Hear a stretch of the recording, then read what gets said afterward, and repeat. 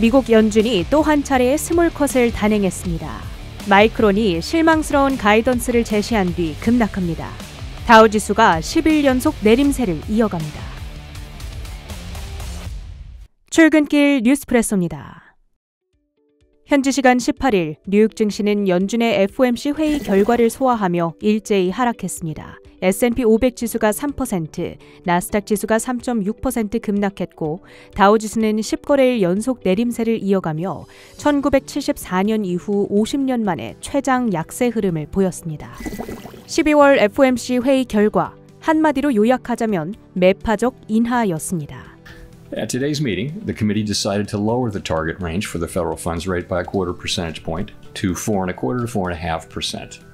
연준은 기준금리를 추가로 25bp 낮춘 4.25%에서 4.5%로 결정했습니다. 역시 예상한 대로죠. 다만 여기에도 상당한 이견은 있었던 것으로 나타났습니다. 베스 해맥 클리블랜드 연은 총재가 반대표를 던진 건데요. 파월 의장은 closer call, 즉 팽팽한 의견 대립 끝에 가까스로 인하를 결정했다며 인하에 대한 반대 목소리가 강했음을 시사했습니다. The median participant projects that the appropriate level of the federal funds rate will be 3.9% at the end of next year and 3.4% at the end of 2026. 한편 시장에 더욱 충격을 준 것은 연준의 향후 금리 인하 예측치가 담긴 점도표입니다. 내년 말 금리 수준을 3.9%로 제시했는데 이는 3개월 전 예측치보다 0.5%포인트나 상향 조정된 것으로 기존의 4차례로 전망하던 인하 횟수를 절반으로 날린 겁니다. 또한 중립금리로 간주되는 중장기 금리도 기존 2.9%에서 3%로 높이며 장기금리의 상승을 점쳤죠. But the labor market is now looser than pre-pandemic and it's clearly still cooling further. So far in a gradual and orderly way. We don't think we need further cooling in the labor market to get inflation down to 2%. 그 밖에도 내년도 인플레이션 예상치를 2.1%에서 2.5%로 크게 높여 잡으며 인플레이션의 상승 전환을 예측했고 경제와 노동시장은 더욱 개선될 거라 전망했습니다. 최근 인플레 둔화세가 정체된 데 반해 노동시장과 경기는 견조하다 보니 금리 인하의 필요성이 약화하고 있었는데 이 점이 경제 전망에 그대로 반영된 겁니다. 결론적으로 해석하자면 지금 미국 경제가 너무 좋기 때문에 경기를 부양하기 위해 금리를 내릴 필요가 없다는 건데요. 즉 금리 인하를 적극적으로 하는 시기는 끝났으며 이제부터는 천천히 완만하게 내리는 국면에 돌입하겠다는 의지입니다. FOMC 회의 결과에 대한 뉴욕 증시의 반응은 급락이었습니다. 금리 결정 발표 직후 미국의 10년물 금리는 10bp 이상 치솟기 시작하며 마감 무렵 4.51%까지 올라섰는데요. 이는 6개월 만에 가장 높은 수준입니다.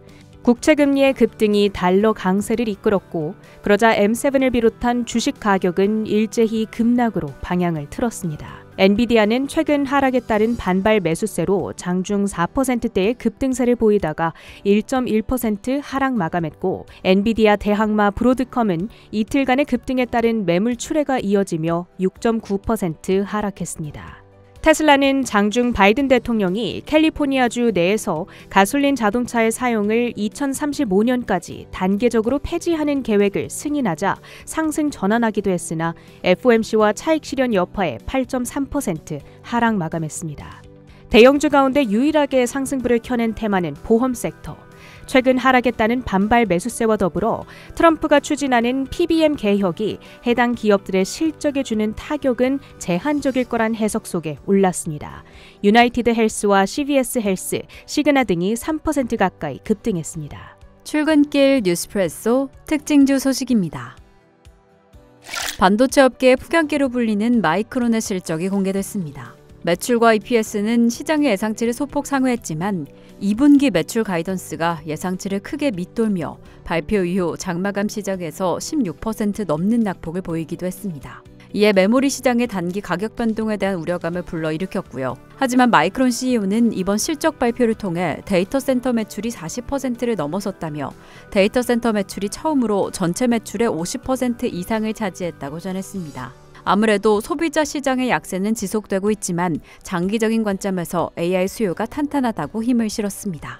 5일 만에 반등을 시도한 엔비디아, 장중에는 3%대 상승세를 보였습니다. 블랙웰 칩 그리고 GB200 칩 시스템 생산에 대한 긍정적인 전망을 담은 보고서가 발표된 이후에 그동안 하락세에 따른 저가 매수세가 유입됐습니다. 또한 월가에서는 지속적으로 엔비디아에 대한 신뢰를 보내고 있습니다. 트루이스트 측에서는 엔비디아의 기술력과 지배력을 지지한다며 목표 주가를 204달러로 상향 조정했습니다. 하지만 엔비디아도 금리 결정 이후에 하락 전환했고요. 엔비디아의 대항마로 꼽히던 브로드컴은 이거래일째 조정을 보이고 있습니다. 세계 3위 낸드 플래시 반도체 기업인 키옥시아가 일본 증시에 성공적으로 데뷔했습니다. 키옥시아는 이번 상장을 통해 시장 확대에 적극적으로 나설 전망입니다. 이에 낸드 플래시 경쟁 구도가 변화하게 될지 일본 반도체 산업의 부활은 가능할지 혹은 지금 세계 1, 2위 낸드 플래시 기업인 삼성전자와 SK하이닉스가 어떠한 영향을 받게 될지 주목받고 있습니다. 올해 초 노조 파업으로 인해 생산을 중단했던 보잉은 항공기 전면 생산을 재개하고 경영 정상화를 추진하겠다고 전했습니다. 전기차 제조기업인 리비아는 투자은행 베어스에서 내년 성장 촉매가 없다며 시장 수익률을 중립으로 하향 조정해 11% 넘게 급락했습니다. 시리얼 제품 치리오스와 요플레로 유명한 제너럴 밀스의 주가는 시리얼 제조업체가 가격 인하로 인해 연간 실적 전망을 하향 조정하며 하락했습니다. 이는 식품 산업 전반에 영향을 미쳤으며 캠벨, 크래프트 하인즈, 호멜의 주가에도 악영향을 줬습니다. 이어서 상품 시장입니다. 미국 원유 수출이 급증하고 원유 재고가 감소한다라는 소식에 WTI는 3거래일 만에 상승 전환했습니다. 하지만 금리 인하 결정 이후에 해당 상승폭은 소폭 축소되었습니다. 이렇게 금리 인하 결정 이후 인플레이션에 대한 우려감이 증가하며 달러 인덱스는 108선을 터치하기도 했고요.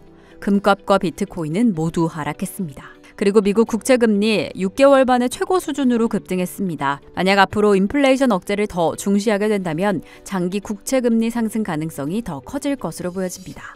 이상으로 뉴스프레소 전해드렸습니다.